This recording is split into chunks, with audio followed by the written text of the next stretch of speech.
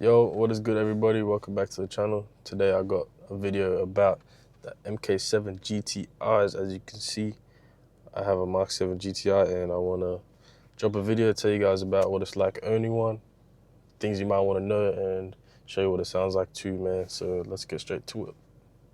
To start off with, this is my daily driver, so it's my only car, and that's what I bought it for, just a daily driver. It's fun, performance, all that. So it basically has done exactly that, you know. It's a cool car. If you go here, press the car button twice, you get some performance measures monitors here. And yeah, I'll show you guys around some little bits and pieces of it, but just for the general, like about the car and why I got it, it's like I wanted a performance daily that, you know, it's quick, looks good, and me personally, I like German cars. So like Volkswagen, Audi, Mercedes, BMW, that's my type of cars. So I went and got me a MK7 GTI as my first, like, I guess you could say performance car, sports car. People down these cars a lot, but they're actually, like, in my opinion, they look really good. They're like the best car you can get for the value, and they're actually fast. There's like, you sit in one for the first time, if you've never been in one, it'll actually surprise you right down. And yeah, I've got a couple mods on here. I got 7.5 style taillights, and I got black badges here. My wheels are still stock, you know, chilling. And I got accents on the front, some eyelids, make it look a bit more aggressive. This corner piece, it's from the 7.5, but I put it on the 7 to make it look more aggressive on the front end, and of course the black badge on the front too. So it looks more aggressive than stock. There's more mods that I want to get, of course, and they'll be coming soon. But I do have some problems with the car right now, so that I need to fix first. This is just a quick catch up on what's going on with the car. I still got this on the windscreen. I caught a rock chip in the mountain, and boom, it started here, and then boom, went like that, boom, went like that, boom, went like that. And no cap, like, look over here.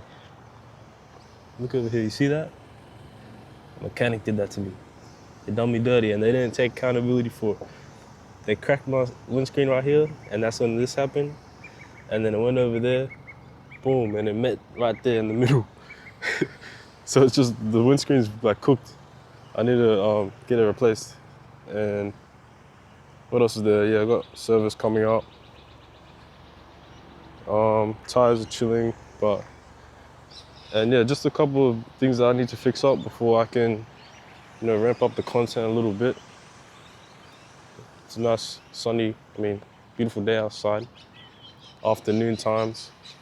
But to get back on topic though, what it's like owning a MK7 GTI, I'd say it's actually really good. It's actually, depending on what you're looking for, it'll be perfect if you're looking for a quick daily with a good tuning potential. So this one has a stage 1 ECU and TCU, so it's transmission tuned, and the ECU is tuned as well. And then I have a res delete on the exhaust, still exhaust stock tips, but it's like a sleeper build. It's actually a sleeper build right now. You look at this, you wanna know what it'll be able to do. And if you want, you can try to get an option with the sunroof on it. Sunroof option. Leather seats option. I like the leather seats over the fabric ones. These I got, like, they're actually still in peak condition, you know, no wear and tear on it. So yeah, if you want one, try to get a good spec, what you want. I don't have 7.5 headlights, but these, I think on the side, they look like really good. Let me know if you agree. Like, on the side, it kind of looks like the BMW snake eyes, the angel eyes that they got, the new ones. So I think it's sick, man. Another thing, I kind of assume that people know about these cars because it's like pretty common car, but you know, some of you watching the channel might actually not know about what the car's, like how it's built is. So it's a front wheel drive car, and stock they come with, I believe it's 210 horsepower, and the tuning potential is a lot because if you go stage 1, you get just under 300 horsepower to the front wheels, and stage 2 like more, of course, but you need to like get the supporting mods if you want to tune the car. I'll show you guys in the engine bay. So what I've got here is just a nice little intake right here, and that's about, oh no, actually I've got an inlet pipe back there as well, so the air is breathing very nicely, flowing through the car, and that's a supporting mod that you will want if you want to get to stage 2. If you want to get to stage 2, you got to get the intake, and you got to have the down pipe. The inlet pipe isn't like mandatory, but you got to have the down pipe, and you got to have the intake if you want to go stage 2, just for it to be compatible and that the car can handle it. And right now, so I just have stage 1, but I've got the intake and inlet pipe, and I actually have a down pipe at home, so drop in the comments below if you want to see a down pipe install video, and like first ride with it or whatever, and I can make that for you guys really soon. But that's what you need if you want to get to the next level of tuning, more power, and then above that obviously is like upgraded turbo and shit like that. But you know, it's completely up to you guys and whatever you want out of the car.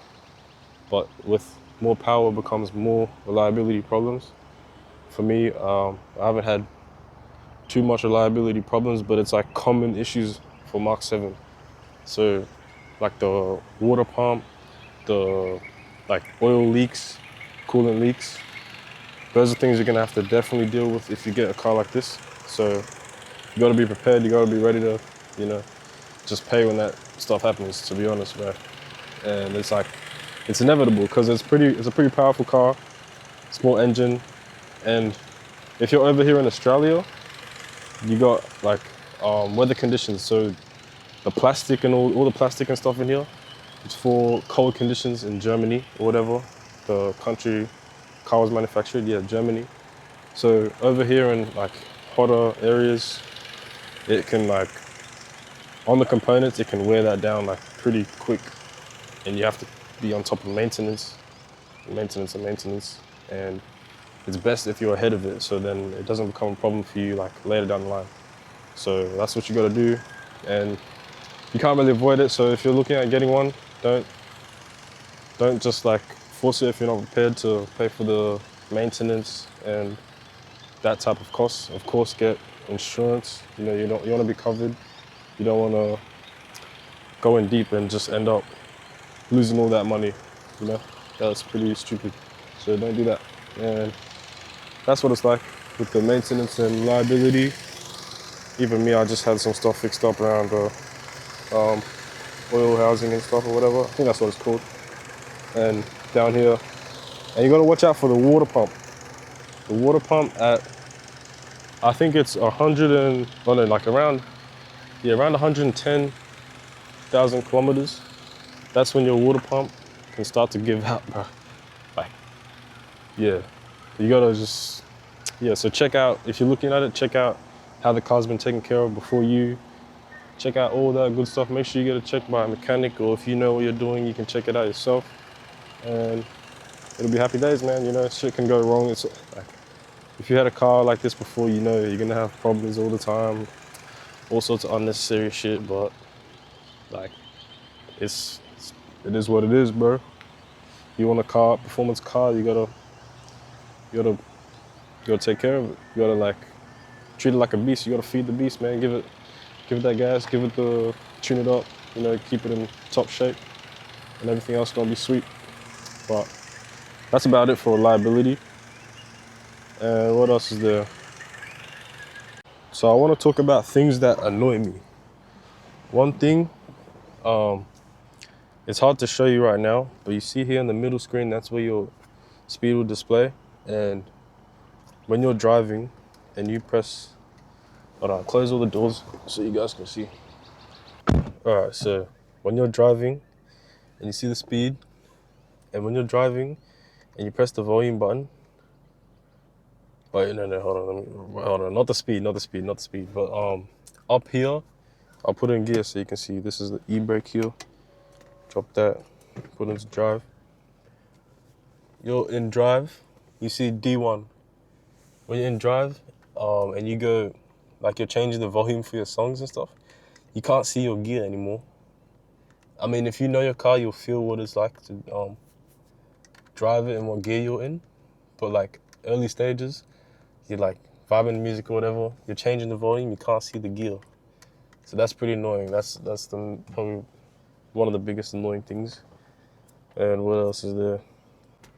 Another annoying thing is having a sunroof. It can be hella good, but I've had a time where like this was frozen on me, like it froze open, and it froze, it froze open, it stayed open, and it wouldn't go down for like a whole night. I don't know what that was about, but it ended up fixing itself, so that's all good. But just gotta be wary when you have a sunroof.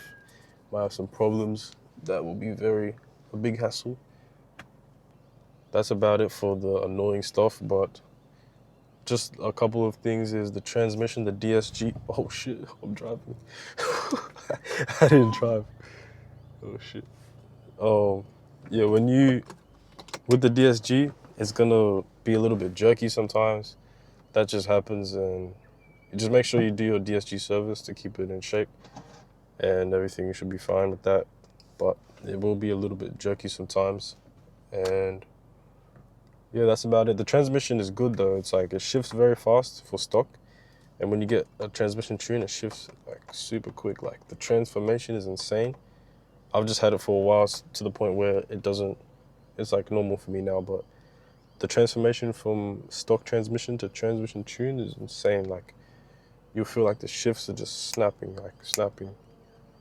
And with the, stock exhaust and stuff, it'll be quiet still, but you'll feel the car just shift and work like so much better. So that's the benefits of the transmission tune. To get to the interior quality, I'd say it's actually good. The steering wheel, I love how the steering wheel feels. It's like, it's not a soft steering wheel. It's like a hard steering wheel, and it's like on the slimmer side. I prefer it like that. And aftermarket pedals right here, this and all that, it feels nice. These are pretty cheap, like plastic, these handles here. And like going around corners and stuff, you might hear a little bit of croaking in the car. But that's because it's a lightweight car. That's how they save weight on the car to make it go as it does go. And here, all this types of stuff is good, but there will be plastic around to make it all lightweight. This isn't plastic. This just has some depth to it. Up here, it has some depth to it. But yeah, the build quality is good, especially for me because I come from not like cars like this. So for me, this build quality is actually really good. I love it. And seats are comfortable, very snug. It's like a bucket seat almost. And yeah, the build quality is nice, man. It's just plastic is a lot around to keep it lightweight, but me personally, I don't mind because like I said, I'm not used to cars like this anyway. So for me, it's perfect. And yeah, just think about what you're looking for. If you don't mind a little bit of plastic, you don't mind just a little bit of cheaper components around, it all presents good, but so that's not a problem. But it's just, yeah, to keep it lightweight, that's what they've done with this car. And overall, I'd say it is a perfect daily. It's like the best starter performance car you can get. So if you're looking to get one, I'd say you should definitely get one. It's very fun, you'll enjoy it. It's practical. As long as you don't need too much space, it's not a problem. Everything is good with this car. Just gotta be prepared for maintenance and taking care of it. And yeah, everything's gonna be good. It's very fun car, I promise. If you do get it, you will not regret it. So that's about it for the video. Yeah, let me know what type of videos you guys want me to make on the GTI. And if you want to see driving content, go click on my channel, watch another video I dropped just a couple of days ago or whatever, and you'll see what it's like to drive. And I do want to do one for the intake because I just do exhaust sound for the most part, but I do want to do one for the intake. So if you guys want to hear the intake sound, give me a couple recommendations in the comments, and I'll get something out for you guys. But yeah, that's about it, man. I'll catch you guys in the next video. Peace out.